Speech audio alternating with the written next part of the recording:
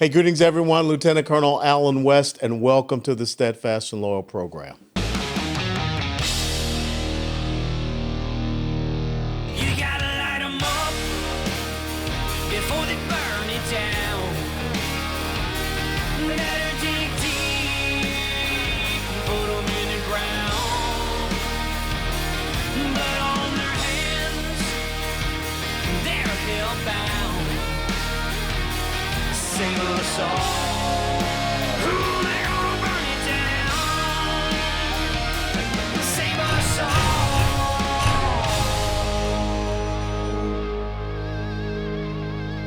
before they burn it down.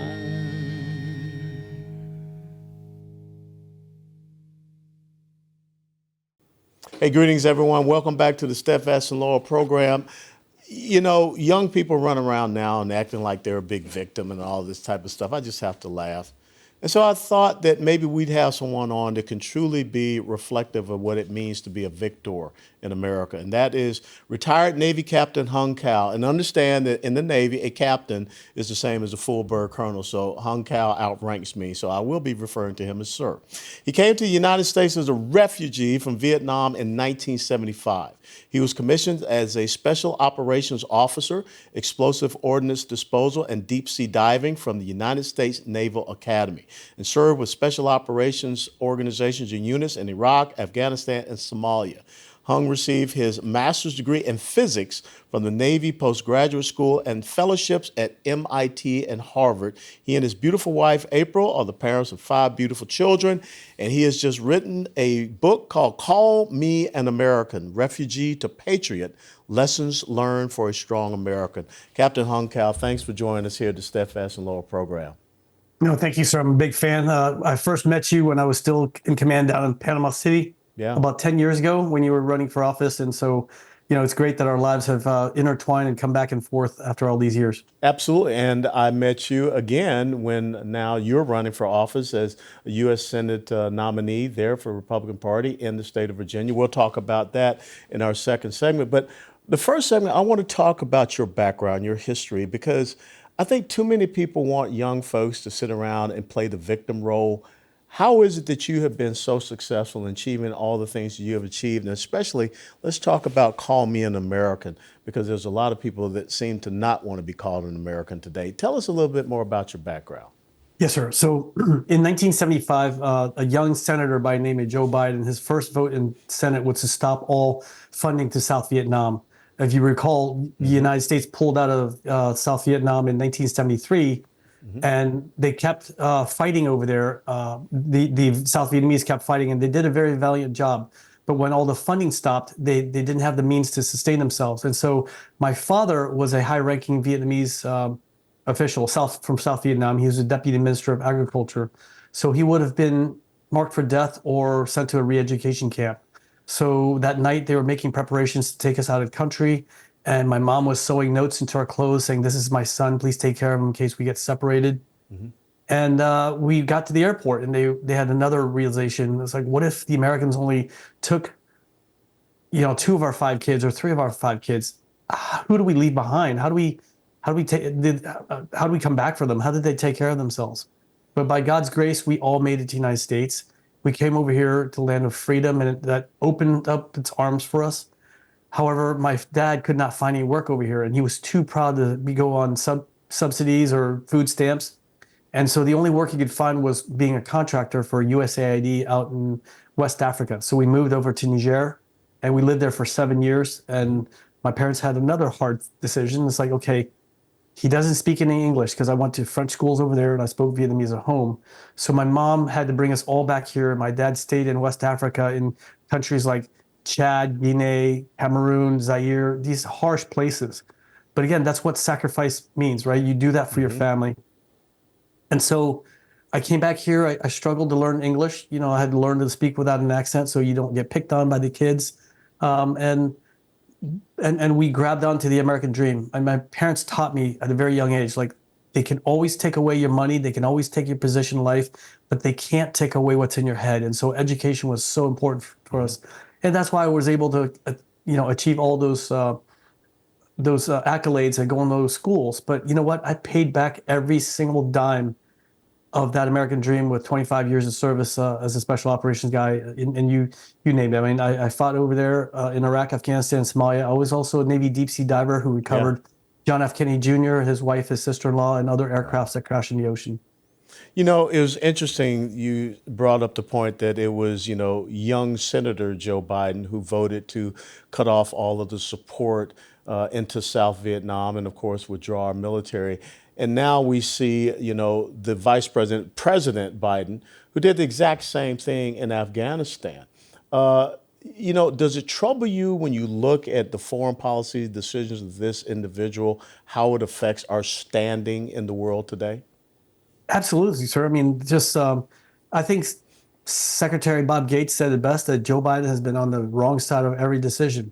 Besides Vietnam and Afghanistan, don't forget in 2010, as the Vice President of the United States, he was supposed to go over to negotiate the status force agreement in Iraq. And because he failed to do so, I watched every night on Blue Force Tracker as our forces were getting picked off by the Al Qaeda on the way down to Kuwait. I mean, it was just painful to watch this man bungle everything from this to, I mean, I don't want to say he caused Ukraine, but really it's just the leadership void in the world from the United States caused Russia to have the aggression they had, the gumption to do that. And again, in Israel, what we're seeing, because he's basically lifted all the sanctions for Iran, giving them all the unlimited funds they need in order to, mount this attack and fund the Hamas as well as the Houthis to do the things they're doing right now, as well as Hezbollah too. Yeah. When I think about here you are, a young kid who comes to the United States of America in 1975. What was it like for you to get that acceptance letter to the United States Naval Academy? Oh, sir. I mean, it was just a dream come true. I was living in Northern Virginia, and if anybody knows, Northern Virginia is probably one of the hardest states to get a nomination from because everybody lives here. All the military kids grow up here. And so it was one of the hardest things. In fact, my own high school had 5 kids from the same high school attend the United States Naval Academy. So it was a very tough competition. But I was just very fortunate. And again, God sets the way for us, and he knows what he wants us to do. And that's why I believe that at this moment in time, we're made for this moment in time right here. Now, let's talk about this book that you've written, Call Me an American, Refugee to Patriot, Lessons Learned for a Strong America. How did you come up with that title, and what is the message you want to get across in this book when you talk about lessons learned for a strong America? Oh, that's a wonderful question, because the title, in a way, is a quip to the woman I ran against in 2022. I ran for U.S. Congress in Northern Virginia in the infamous Loudoun County, where the school board was attacking the parents. Yeah. And this woman kept calling me everything from a bigot to an extremist to a white supremacist. I mean, you can't make this stuff up, right? And so Now, a refugee from Vietnam in 1975, now you're a card-carrying member of the Ku Klux Klan. How Yes, sir. charming is that? yes, sir. I mean, just recently Tim Kaine called me a Nazi. I mean, but you can't make this stuff up. And so we were in a mosque. We were debating in a mosque, and she doubled down and she said, I said, listen, I fought and bled for this country. I earned the title of American. I deserve to be called an American. And she doubled down and said, no, he is an extremist. And so everybody in that mosque booed her. They booed her in a Muslim mosque. And it was very indicative of how, pointed her words were. And so I think that the title is very befitting. And, this is not a biography about myself. There's a lot of my background story that leads to this, but this is a call to action. This is talking about the American dream, about meritocracy, about what it means to sacrifice and also fail. It's important for us to learn how to fail. These kids nowadays don't know how to fail, and that's what scares me the most.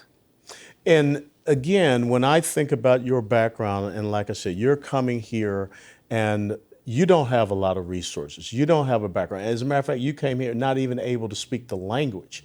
But yet you look at where you are now, a person that has run for United States Congress, running for Senate, a person that got an appointment to the United States Naval Academy, Naval Postgraduate Studies, MIT, Harvard, retired 25 years as an O6 captain, deep sea diver, EOD trained, special operator.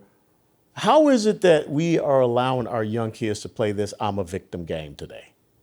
Oh, I don't know. I mean, these kids need to know that adversity comes around. I mean, just again, I always tell this story about this biodome where they had this perfect environment. The air is filtered, the water's filtered, and everything was growing and flourishing. But the only things that weren't flourishing were the trees. The trees would grow to a certain height and then fall over, and they couldn't understand it why. But when they finally did the studies, they realized that the trees were lacking the wind.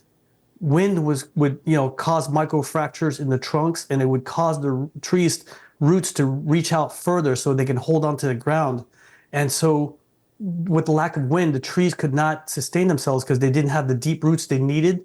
And so when they came up too tall, they'd fall over. And likewise with these kids, they have to embrace adversity. They have to understand that things are not always going to be handed to you. There's going to be failures and there's going to be successes.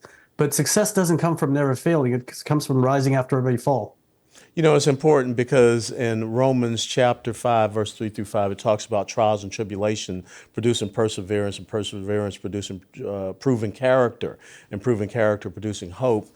What is your hope for the United States of America going forward? What is your hope for the people out there that will pick up this book, Call Me an American, Refugee to Patriot, Lessons Learned for a Strong America? What do you want people to glean from this?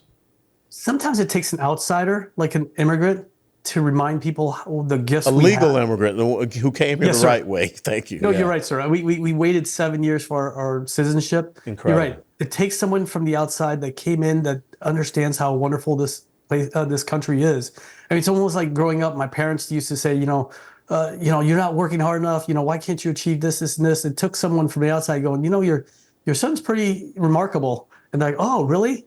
And so, sometimes it takes somebody from the outside that came to this country legally to remind Americans the gifts they have. I mean, I've been to 40 countries in my lifetime. And I'm telling you right now, if America fails, there's nowhere for us to run to. Well, let's hold that, and we'll be right back with Captain Hung Cao, who has written a book, Call Me an American, Refugee to Patriot, Lessons Learned for a Strong America. We're going to talk to him about his political endeavors and his future as well. We'll be right back. Hey, greetings, everyone. Lieutenant Colonel Alan West here. The question about the next stock market crash isn't a matter of if, but really a matter of when.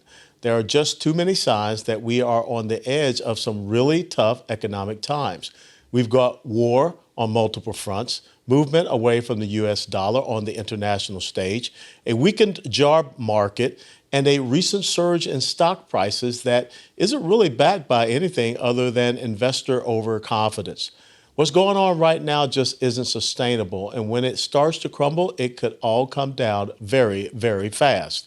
When the next stock market crash comes, wouldn't you rather be a week or a month too early rather than even a minute too late? That's why my friends at United Patriot Coin are offering to help Americans rebalance their portfolios and prepare for the coming market crash by investing in precious metals.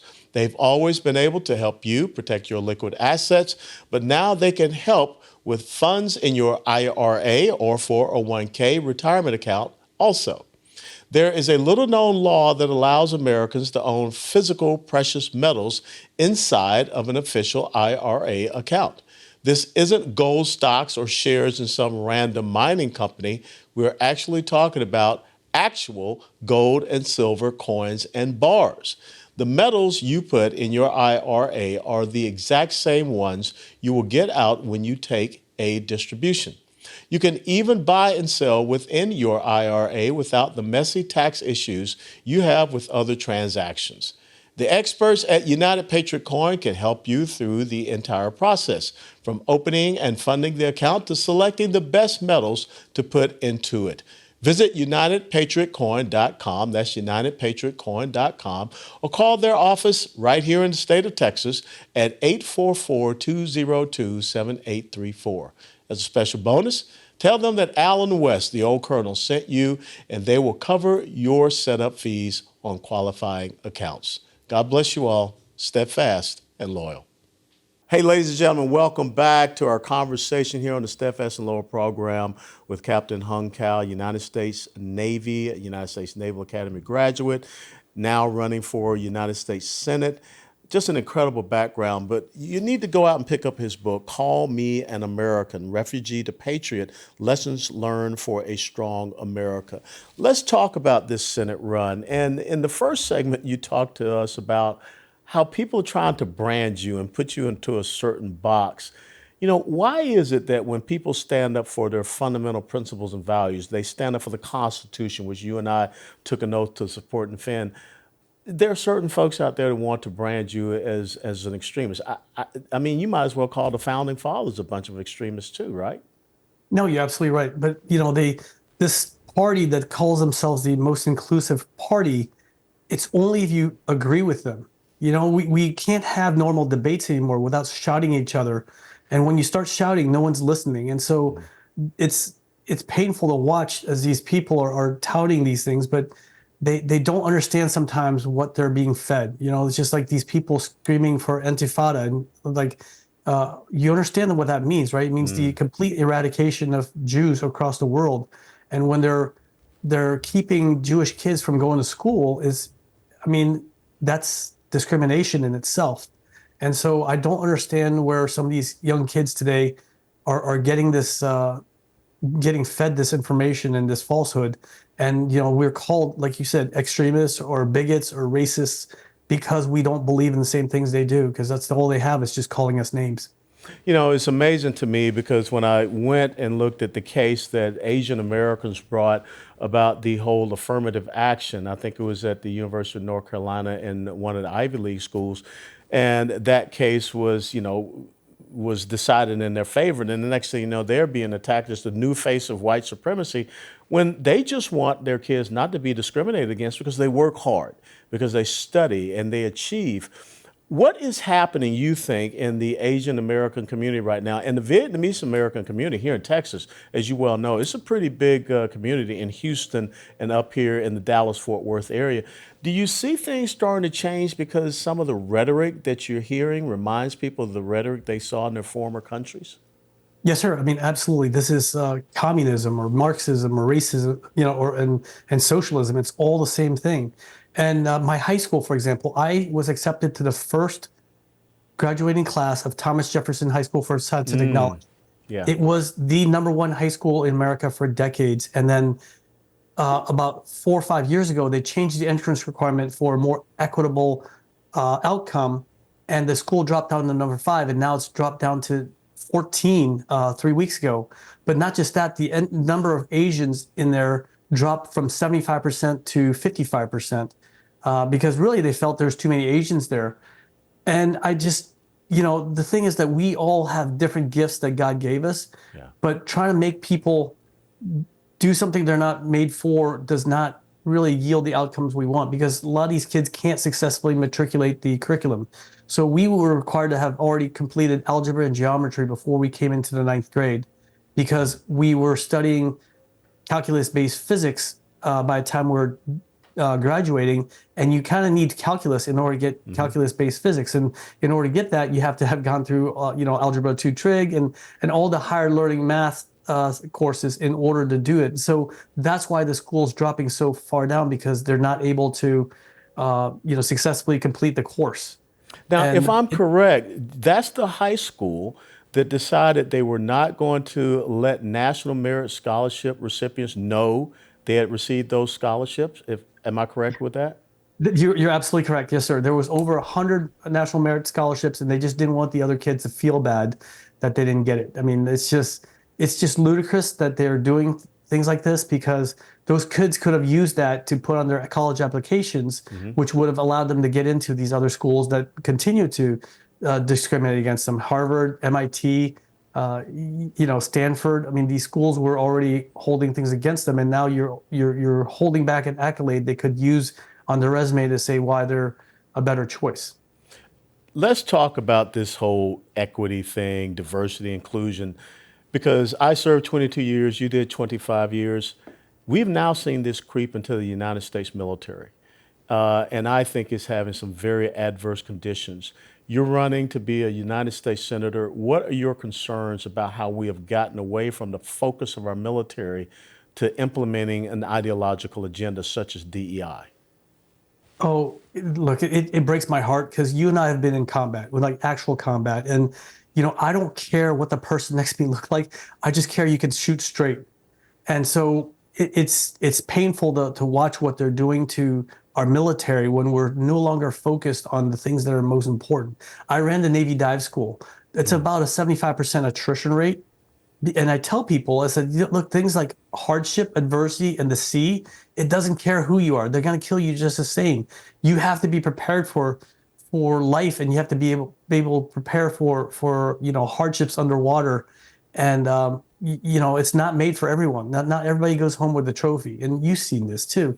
So it's just very difficult for us to see what they're trying to meld this military to. Where in the Navy, one of our recruiters was a cross-dresser or whatever they call, a drag Transgender, queen. gender It's drag queen, dysphoria. yeah. Yeah, drag queen. I remember that. Yeah. It's just It's ridiculous. incredible. No, And we're, then we're, they, we're demonizing really, we're pushing away the alpha males and alpha females that we need in the military. The young men and women that will eat their own guts and ask for seconds. I got to borrow that line. I really like that line. That was a good one. Now, I would assume you would love to be on the Senate Armed Services Committee, but also let's talk about some of the other issues out there. I live here in Texas, and I've been down to the border several times. I don't know if you've had the opportunity to go down there, but you've got to, because when you put your eyes on it, you can't believe it. What are some of the things that you think have to happen for us to once again restore the sanctity and to restore the sovereignty of the United States of America as a constitutional republic?